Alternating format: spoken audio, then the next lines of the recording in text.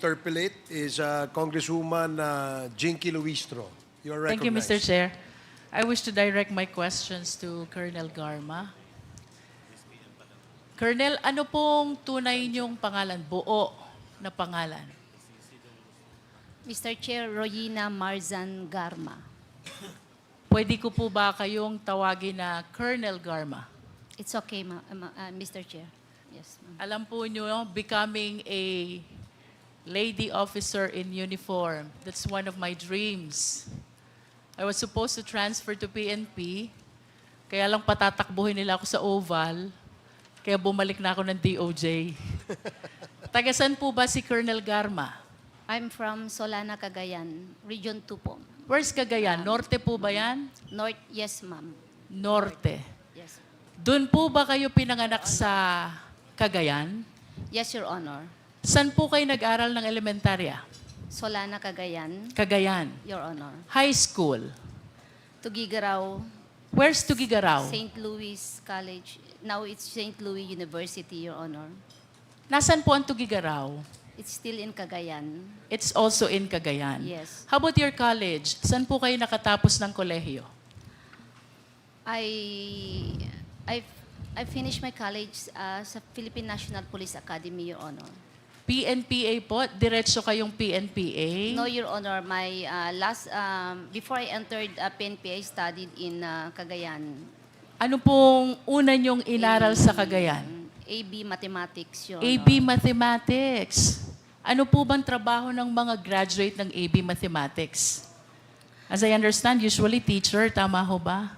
Yes, Your Honor, but I dreamed to become a lawyer nung inaral ko po iyon.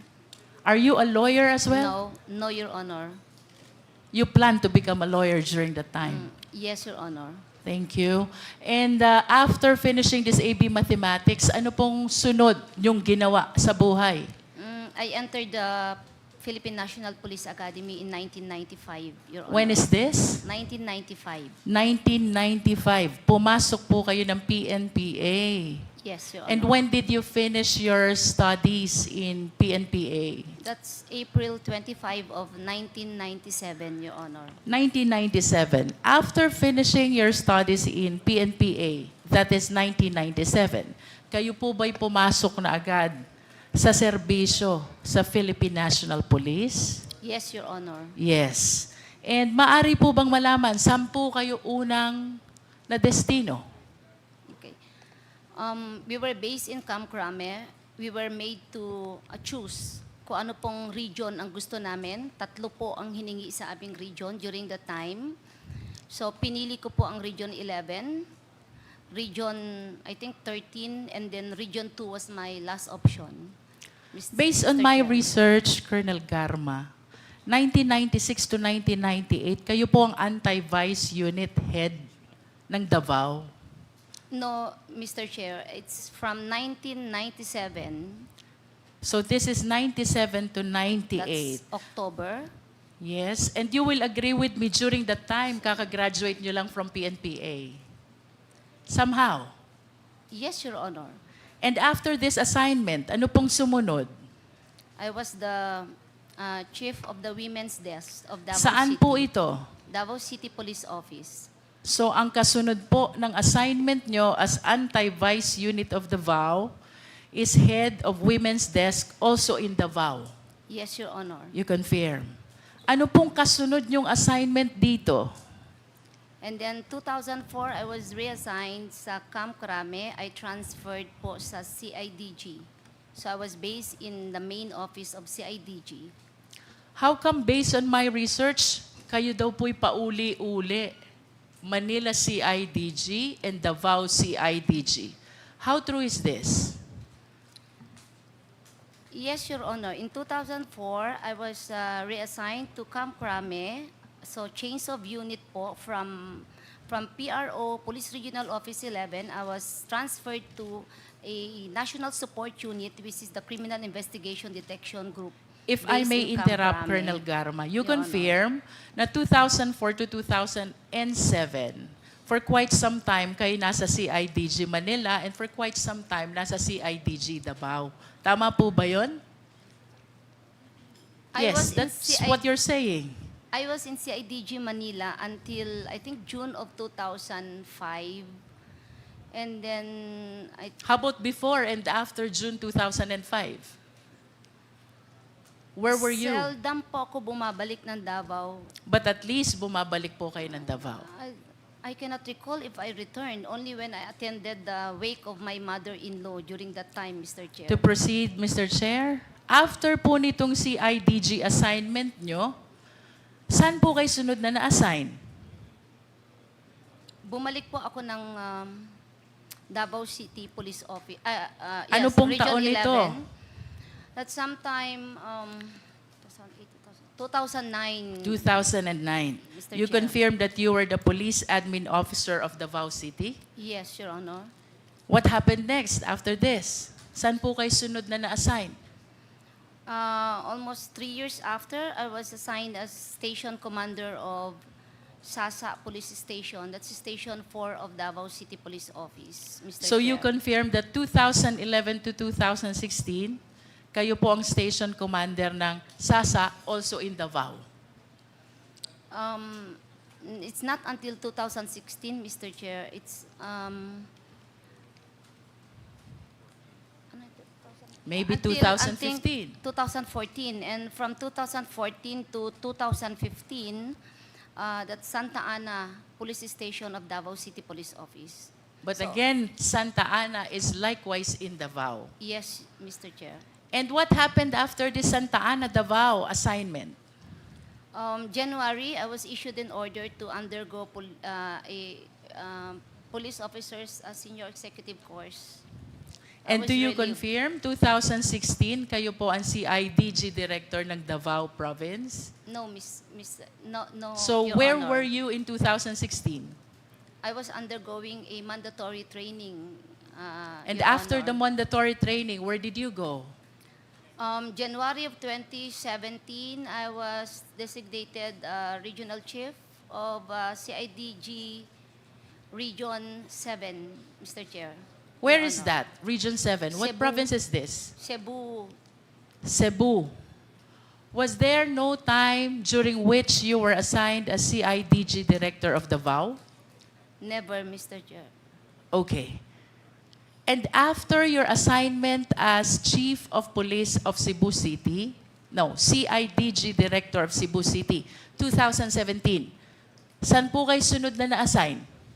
Director of Cebu City Police Office. 2018, Director of Cebu City Police Office. And after your stint as Cebu City Director of Police, ano pong sunod ninyong pinuntahan?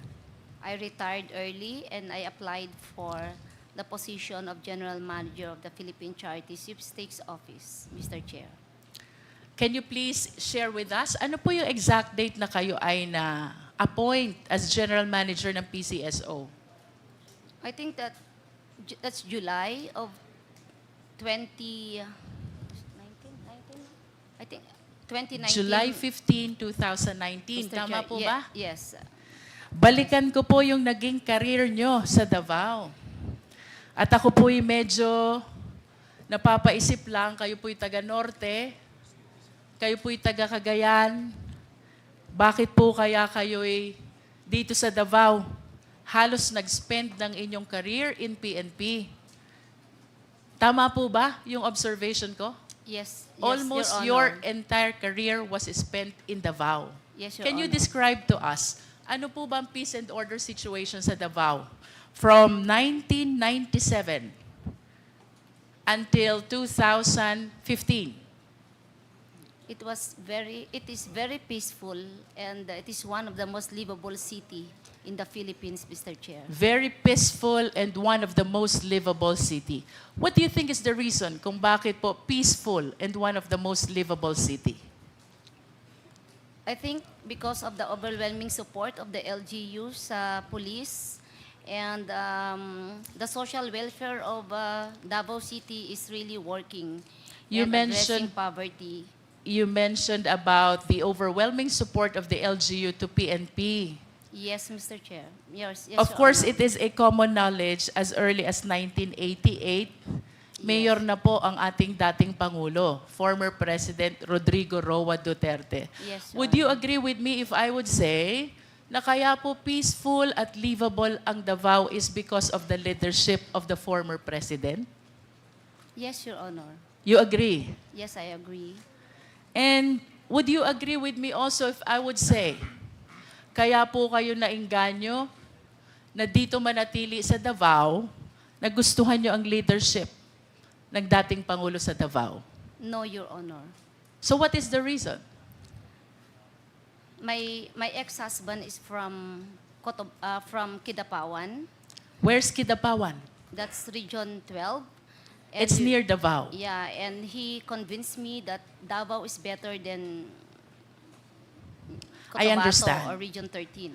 Colonel, of course you will agree with me that generally speaking, ang mga mayors po, may discretion yan. Kung sino yung mga police officers na magse-serve sa kanilang area of jurisdiction. Sumasang-ayon po ba kayo? Yes. That is a Yes, common Your knowledge.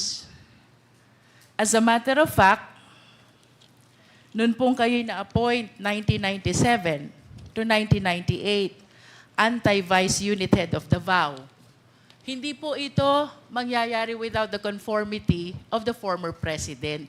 Tama po ba? Because he is the mayor. No, And the Your- mayor can say, I want someone else. No, Your Honor. I No? earned it, Your Honor. Okay. How about your appointment from 1999 to 2004 as head of Women's Desk of Davao? Don't you think ito po'y idinadaan at ikinukonsulta sa mayor before an officer is assigned? I am not aware of that policy during that time, Your Honor. Well, I'm sharing with you, Colonel Garma, that by way of general practice, kinukonsulta po ang mga mayors kung sino ang i-appoint na officer dun sa kanilang area of jurisdiction. I'm speaking based on experience because I came from the LGU.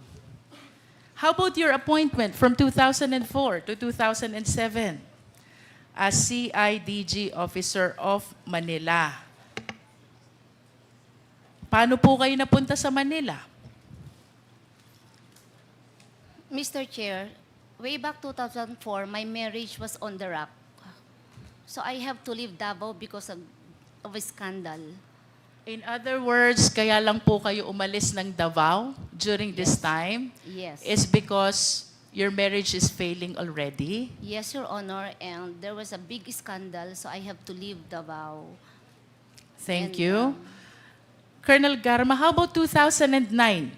You were Davao City Police Admin Officer. Would you agree with me if I would say na hindi po kayo mapupunta dito kung hindi payag ang dating Pangulo? No, Your Honor. How about your appointment from 2011 to 2016? Station Commander po kayo ng Davao? At ito po hindi rin mangyayari kung hindi payag at walang conformity ang dating Pangulo. Sumasang-ayon po ba kayo? Because it is a station commander position, it must be approved by the office of the mayor, Mr. Chair. So you agree? Yes, Mr. And I your made- appointment in Santa Ana, Davao, this has to be with the conformity of the mayor as well. Tama po ba? Yes. Maybe yes, yes. And 2016, you were appointed as CIDG Director of Davao. No, January 2017. Ito po hindi rin mangyayari without the conformity of the former president. Do you agree? I do not know, Your Honor. And we have to remind the committee, Colonel Garma, that during this time, Pangulo na po ang dating presidente. He was elected 2016. So, the more reasons that we have to believe na mahirap pong magpa-appoint ng CIDG director kung walang conformity ang dating Pangulo. If you allow me to explain, Mr. Chair, Can you just limit your answer to the question, Colonel? I do not know if there's an intervention or what. I just Okay. received the order that I have to report to Region 7 as the director of CIDG. Thank you for your answer. Your We're Honor. taking your answer as it is. Yes. And 2018, kayo po'y na-appoint na City Director ng Cebu City. Yes, Your Honor. And based on my research, hindi po ito gusto ng mayor ng Cebu. And yet, you were appointed as Cebu City Director. Why? The position was offered to me by General Sinas, Your Honor. And I thought that mas maganda, I will take the opportunity because very seldom po na ang babae sa PNP mabigyan po ng ganong posisyon at isang karangalan po na magsilbi as director ng isang syudad na malaki. So yun pong dahilan kung bakit ako napunta dyan because it was offered by General Sinas. Thank Mr. you for Chair. your answer, Colonel. How about your appointment as PCSO General Manager?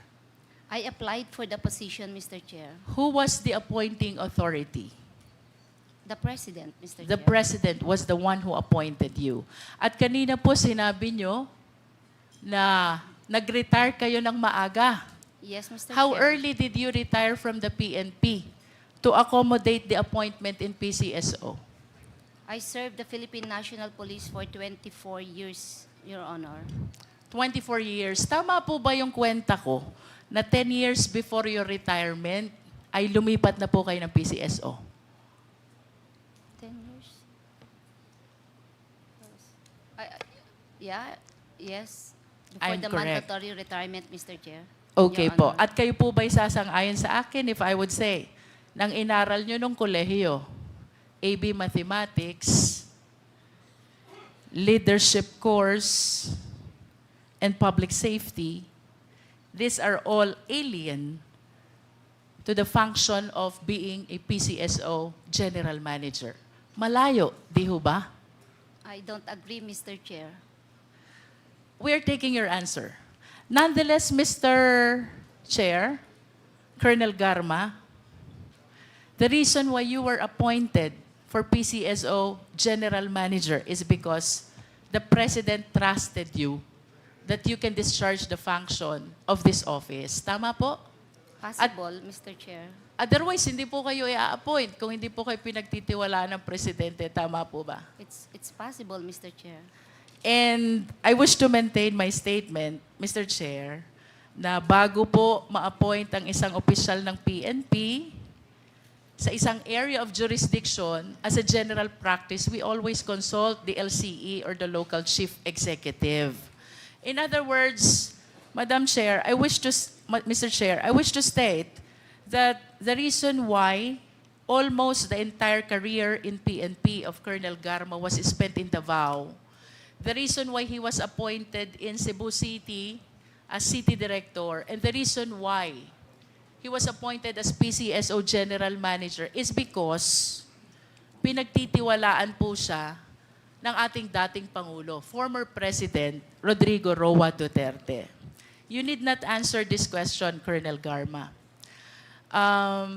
Tanong ko po sa inyo, do you trust the former President in the same way that he trusted you? Pinagtitiwalaan nyo din po ba siya kung paano niya kayo pinagtitiwalaan? Mr. Chair, can you, in what aspect, Mr. Chair? If I want that to be clarified. Siguro, it's a very let vague us talk question. about your career in the PNP. Let us talk about your position as General Manager of PCSO. Kayo po'y pinagtiwalaan ng Pangulo, dahilan kung bakit kayo naging matagumpay sa inyong career sa PNP. Kasama na po yung appointment nyo as PCSO General Manager. Ang maliwanag po, Colonel, malaki ang tiwala sa inyo ng dating Pangulo. You need not answer that. Ang tanong ko po sa inyo, kayo po ba nagtitiwala din kay Pangulong Duterte?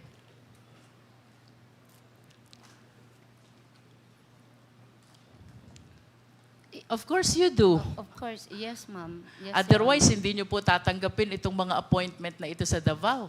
including your appointment as PCSO General Manager. At yung pong tiwala, yun po'y ina-earn. Tama po ba? And I must say, ito po'y nag-umpisa sa inyong paghanga sa kung anong mayroon sa Davao. You admired his leadership.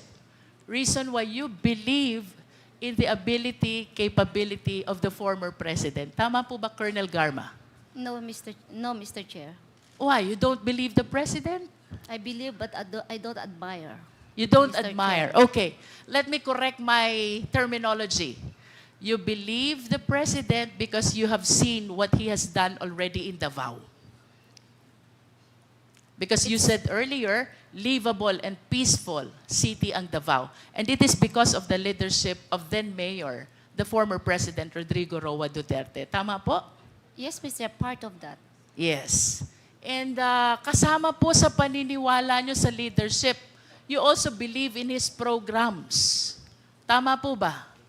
Part of that, Mr. Chair. Yes. In other words, kayo po'y naniniwala din sa ipinaglalaban niyang dapat supilin ang droga sa Pilipinas. Naniniwala po kayo. Yes, Mr. Chair. And naniniwala din po kayo na dapat mawala lahat ng mga drug lords at lahat ng mga sangkot dito sa dangerous drugs operation. May I ask what Naniniwala it means? din po kayo na dapat mawala lahat ng mga drug lords. Hindi po yung term na mawala, Mr. Chair. I think justice should be served, but not Yes, mawala. justice should be served. Yes, Mr. And Chair. in conclusion, Colonel Garma, naniniwala po kayo sa war against drugs.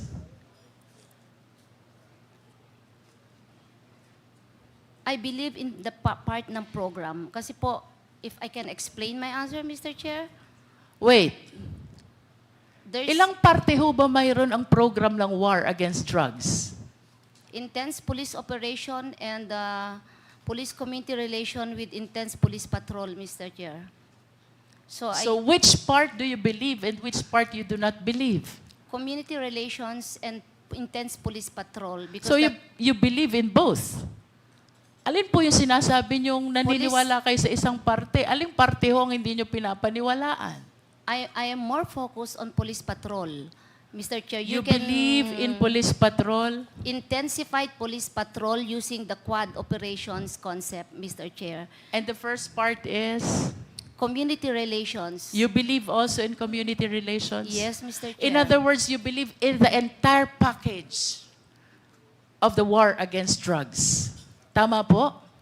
Of course, the quad concept of operation should work hand in hand, I'm Mr. talking Chair. about the war on drugs in its entire context, the way it was launched by the Philippine National Police with the support of the former president.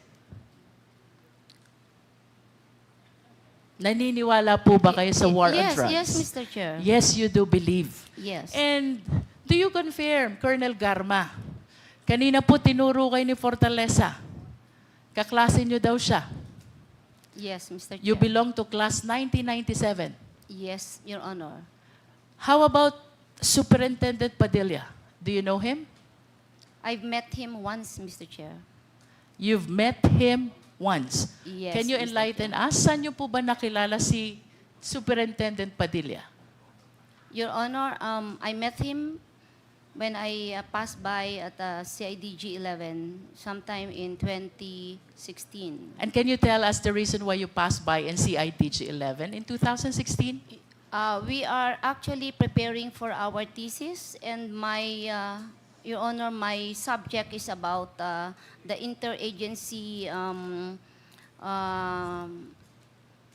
what's this, response or on illegal drugs. So I have to pass by there, and I would like to get some documents for my research. So it's And- about the thesis. Yes, The Mr. reason why you happened to see Yes, Mr. Chair. Superintendent Yes, Your Honor. Padilla. Yes, The Your reason why Honor. you were in CIDG 11 is because of thesis. Yes, Your Honor. But can you enlighten us, why was Superintendent Padilla there in the office? Was he part of the thesis? I do not know, Your Honor, why he was there. But you told us that you met him there. Ano pong dahilan nandun si Superintendent Padilla? Nung po dumaan ako, Your Honor, it is,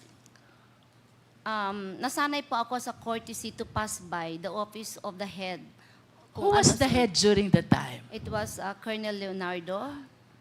So, can you again tell us what year is this and month if possible? I think it's just July of 2016. In I'm other not words, very you sure, Your confirm Honor. that one time in July of 2016, you happened to meet Superintendent Padilla and Colonel Leonardo. I You did not- confirm that? I Yun na did po not- yung sinabi nyo kanina. Yeah. Nag-pass by kayo. Yes, Your Honor. You I passed confirm by. that? Yes. Yes. Kanina po, you also admitted kaklase nyo si Fortaleza. Do you recall any incident na dinalaw nyo si Fortaleza sa Davao Penal Farm Colony? Yes, Your Honor. When was this? I think it was also July of 2016, Your Honor. July ulit. So yun pong pagkikita nyo kay Colonel Leonardo, it was because of your thesis. Yes, Your Honor. How about having called Fortaleza? No, Your Honor. Hindi nyo po tinawagan si Fortaleza. Never po. Okay. July 2016, na-meet nyo po si Superintendent Padilla at si Colonel Leonardo sa CIDG. And then July 2016, dinalaw nyo po ang kaklase nyo si Fortaleza. During that time, nakadetain siya sa Davao Penal Farm and Colony. Kasama nyo ang kaklase nyong si Grijaldo at ang dati nyong asawa si Colonel Villela. Yes, Your Honor. Tama po ba? Yes, Your Honor. Nasaan po kayo Mr. during Chair. this time? Pakiulit lang po yung sagot niya kanina na ang sabi niya, never na tinawagan niya si Jimmy Fortaleza. Never. Pakiulit nga po yung sagot niyo. Can you please mention again, articulate again your answer to my earlier question? May naaalala po ba kayong pagkakataon na tinawagan nyo 2 beses si Fortaleza? 3 pa nga yata eh. Wala po ako Mr. Chairman, naalalang... Mr. Chairman, before, Yes. just quick lang po, Mr. Chairman. Just to remind Colonel Garma, you're under oath.